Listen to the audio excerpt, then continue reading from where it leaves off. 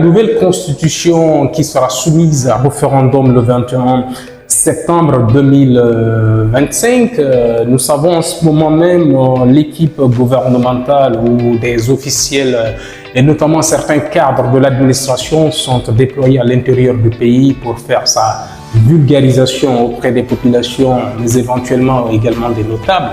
Mais aujourd'hui, la question que moi je me pose, ce n'est pas tant cette constitution, mais d'abord je me questionne, je me pose des questions par rapport à son élaboration, puisque nous savons que l'élaboration de cette constitution n'a pas du tout été inclusive. Les forces politiques, notamment les partis politiques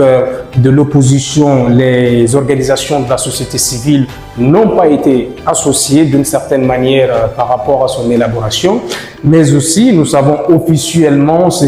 qu'on nous dit, c'est que c'est le CNT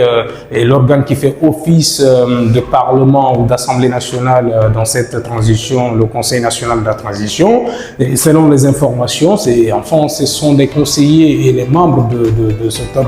cette organisation qui se sont chargés plutôt d'élaborer cette nouvelle constitution. Déjà, moi je pense que nous, au modèle, le mouvement démocratique libéral, nous pensons que déjà notre pays, a priori, n'a pas un problème de constitution. Comme d'ailleurs le disait souvent Ali Ouba, le président du parti, notre pays a plutôt aujourd'hui besoin d'exemplarité dans la gouvernance. Nous avons plutôt du mal à faire appliquer nos textes, mais nous avons toujours eu quand même des beaux textes. Quand on se réfère un petit peu par rapport à la constitution du 7 mai 2010 qui a mis fin à cette deuxième transition et qui a été conduite par le capitaine Dadis et Sékou Konaté vers la